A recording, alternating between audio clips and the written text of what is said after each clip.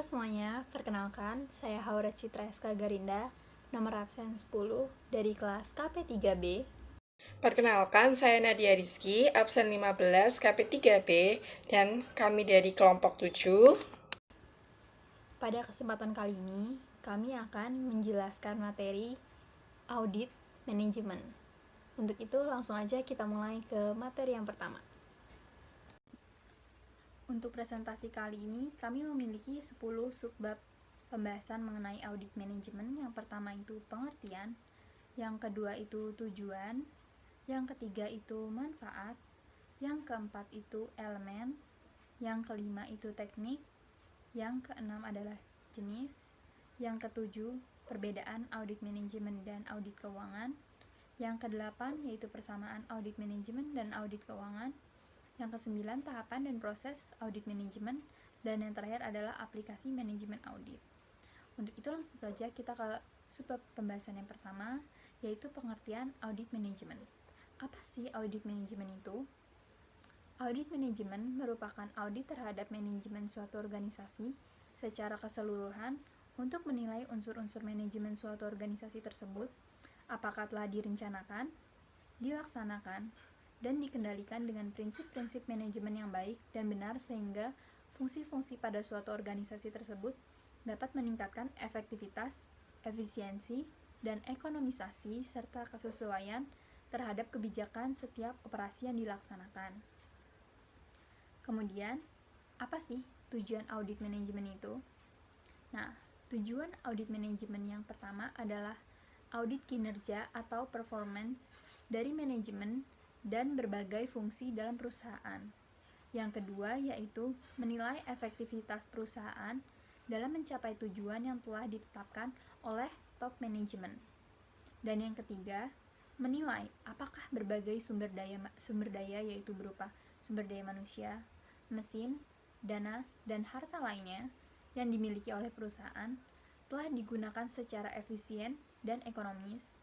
Kemudian, yang terakhir atau yang keempat, yaitu memberikan rekomendasi kepada top manajemen untuk memperbaiki kelemahan-kelemahan yang terdapat dalam penerapan pengendalian intern. Nah, selanjutnya, apa sih manfaat dari melakukan audit manajemen? Nah, yang pertama adalah 1. Mengevaluasi tujuan, kebijakan, sasaran, peraturan, prosedur dari struktur organisasi yang belum ditentukan sebelumnya. Kemudian yang kedua, mengevaluasi kriteria pengukuran pencapaian tujuan organisasi dan penilaian atas prestasi manajemen. Yang ketiga, yaitu secara independen dan objektif menilai prestasi individual dan kegiatan unit organisasi tertentu. Kemudian yang selanjutnya, menilai efisiensi, efektivitas, dan kehematan sistem perencanaan dan pengendalian manajemen. Kemudian yang selanjutnya, menemukan atau mengidentifikasi masalah organisasi yang timbul dan jika mungkin menentukan penyebabnya. Dan yang terakhir adalah menilai atau meyakini reliabilitas dan manfaat berbagai laporan pengendalian manajemen. Lalu kemudian, apa sih elemen audit manajemen? Elemen audit manajemen ada 3. Yang pertama yaitu kriteria. Merupakan standar yang harus dipatuhi oleh setiap bagian dalam perusahaan. Standar ini bisa berupa kebijakan manajemen perusahaan, industri sejenis, dan juga pemerintah. Kemudian elemen yang kedua merupakan causes, yaitu adalah tindakan-tindakan yang dilakukan oleh manajemen atau pegawai perusahaan, termasuk tindakan-tindakan yang seharusnya dilakukan untuk memenuhi kriteria tapi tidak dilakukan oleh manajemen atau pegawai perusahaan. Nah, kemudian yang ketiga ada effects. Effects adalah akibat dari tindakan-tindakan yang menyimpang dari standar yang berlaku. Nah, itu dia tadi 3 elemen audit manajemen. Yang selanjutnya yaitu teknik audit manajemen. Yang pertama itu ada teknik penelaahan analisis atau analytical review. Yang kedua itu ada evaluasi atas manajemen kontrol sistem yang terdapat di perusahaan. Dan yang ketiga itu compliance test atau pengujian ketaatan. Nah, untuk itu kita bahas satu persatu. Dari yang pertama yaitu teknik penelaahan analisis atau analytical review. yaitu membandingkan laporan keuangan periode berjalan dengan periode yang lalu, menghitung kenaikan atau penurunan dalam jumlah rupiah maupun persentase, serta menyelidiki alasan-alasan penurunan atau kenaikan yang material. Kemudian yang kedua, membandingkan anggaran dengan realisasinya, menghitung dan menganalisis variance yang terjadi. Yang ketiga, membuat analisis rasio vertikal maupun analisis rasio horizontal. Dan yang ketiga, menghitung rasio likuiditas, rasio profitabilitas untuk tahun berjalan maupun tahun lalu. Dan yang selanjutnya, teknik yang kedua yaitu evaluasi atas manajemen kontrol sistem yang terdapat di perusahaan. Biasanya menggunakan internal control questionnaires atau flowchart atau penjelasan naratif dan pengetesan atas beberapa transaksi perusahaan untuk menguji efektivitas dari penerapan sistem pengendalian manajemen perusahaan. Yang ketiga yaitu teknik compliance test, yaitu untuk menguji apakah kriteria yang berlaku, bisa kebijakan perusahaan, peraturan pemerintah, dan standar profesi sudah ditaati oleh setiap bagian dalam perusahaan. Nah, untuk yang selanjutnya, kita menuju ke subbab yang baru yaitu jenis audit manajemen. Ada 3 jenis audit manajemen. Yang pertama itu functional audit, dan yang kedua itu organizational audit, dan yang ketiga itu special assignment. Nah, apa sih functional audit itu? Audit fungsional adalah audit yang berhubungan dengan satu atau lebih fungsi-fungsi dalam suatu organisasi. Misalnya tentang efisiensi dan efektivitas dari fungsi penggajian dari suatu divisi atau perusahaan secara keseluruhan. Yang kedua yaitu organizational audit, yaitu pemeriksaan yang menekankan kepada seberapa efisien dan efektif masing-masing fungsi dalam organisasi, bisa berupa departemen atau cabang yang saling berinteraksi. Kemudian yang ketiga adalah special assignment, yaitu audit yang timbul atas permintaan manajemen, misalnya untuk memeriksa penyebab tidak efektifnya sistem IT, menginvestigasi kemungkinan fraud di suatu divisi, dan memberikan rekomendasi untuk mengurangi biaya produksi. Dan yang untuk materi yang selanjutnya akan dijelaskan oleh rekan saya Nadia Reski. Selanjutnya, saya akan membacakan materi mengenai perbedaan audit manajemen dengan audit keuangan. Yang pertama adalah manajemen audit. Manajemen audit ini bisa dilakukan oleh internal auditor ataupun konsultan manajemen. Selain itu, di Indonesia, manajemen audit itu bisa dilakukan oleh BPKP dan BPK. Pada akhir pemeriksaan dari manajemen audit, auditor itu memberikan laporannya kepada pihak manajemen dari perusahaan. Fungsi laporan dari hasil audit manajemen adalah untuk menyajikan temuan-temuan audit mengenai efektivitas sistem pengendalian manajemen, apakah kegiatan operasi perusahaannya itu sudah dijalankan secara efektif, efisien, dan ekonomis. Biasanya, manajemen audit ini dilakukan jika manajemen pada perusahaan itu merasa adanya suatu kebutuhan. Misalnya, jika laba perusahaan itu setiap tahunnya terus menurun, sedangkan biaya yang dikeluarkan itu terus meningkat. Terasa banyak terjadi pemborosan dan kecurangan, serta target perusahaan yang sudah ditentukan itu tidak dapat tercapai. Dan kriteria dalam suatu audit manajemen itu bisa berupa kebijakan yang ditentukan manajemen, peraturan pemerintah, dan peraturan asosiasi. Audit keuangan. Audit keuangan ini harus dipimpin oleh seorang register akuntan dari sebuah kantor akuntan publik.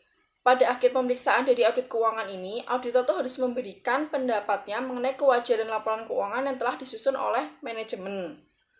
Selain itu, memberikan manajemen letter yang memberitahukan kepada manajemen mengenai kelemahan-kelemahan dalam pengendalian intern dan saran-saran perbaikan. Dan audit keuangan ini harus dilakukan secara rutin. Pemeriksaannya itu dilakukan dengan berpedoman pada standar profesional akuntan publik yang disusun oleh Ikatan Akuntansi Indonesia. Selanjutnya ada persamaan audit manajemen dan audit keuangan. Persamaan yang pertama yaitu manajemen auditor dan financial auditor itu haruslah independen. Independen di sini yang berarti mereka itu harus memiliki sifat yang netral, artinya tidak terpengaruh atau berpengaruh terhadap pihak lain. Financial auditor itu haruslah independen dalam faktanya maupun dalam tampilannya. Internal auditor dalam tampilannya mungkin dianggap kurang independen karena orang dari dalam perusahaan, tapi dalam faktanya haruslah independen. Manajemen auditor dan financial auditor haruslah mengumpulkan bukti-bukti yang cukup dan kompeten untuk mendukung opininya. Pelaksanaan audit harus dipimpin dan disupervisi oleh orang-orang yang memiliki pengalaman yang cukup di bidang audit. Manajemen auditor maupun financial auditor harus mendokumentasikan prosedur audit yang dilakukan, bukti-bukti, dan temuan-temuan di dalam kertas kerja pemeriksaan secara rapi dan disusun secara sistematis.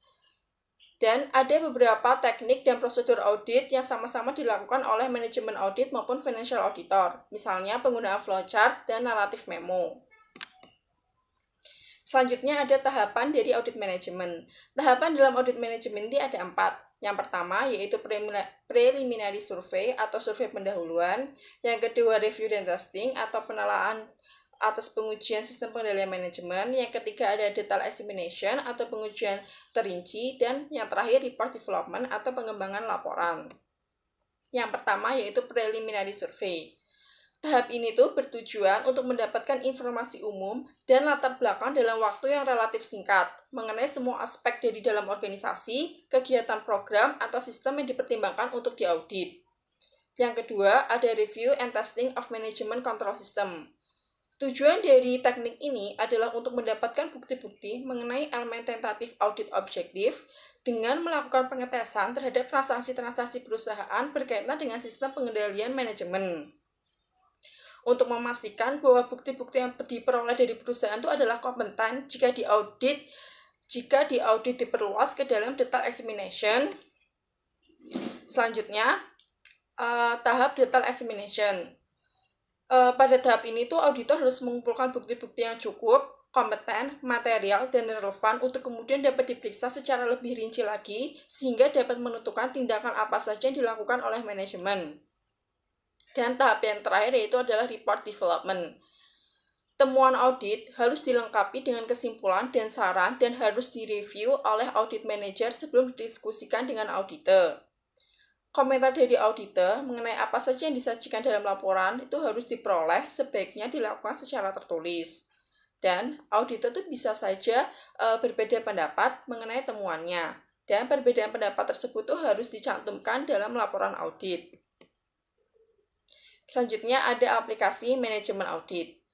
Aplikasi manajemen audit untuk fungsi-fungsi yang perlu diperiksa antara lain ada fungsi pemasaran, fungsi penjualan, fungsi produksi, fungsi personalia, dan fungsi keuangan.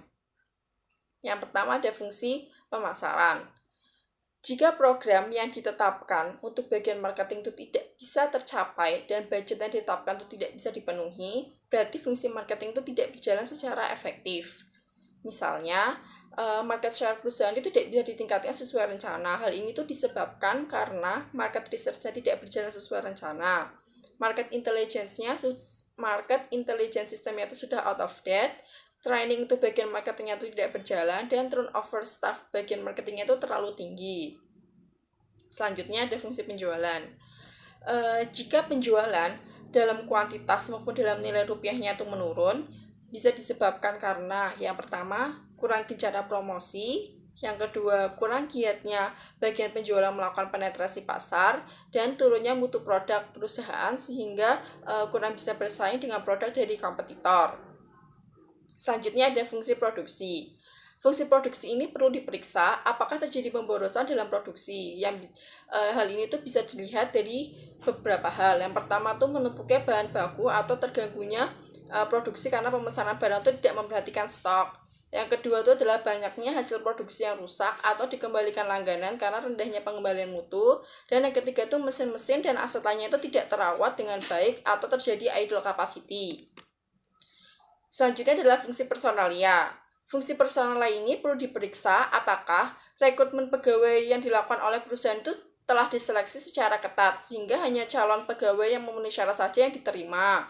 Dan apakah penempatan pegawai itu dilakukan sesuai dengan latar belakang dan pendidikan pengalaman kerja yang tepat. Dan apakah ada terjadi reward sistem yang baik.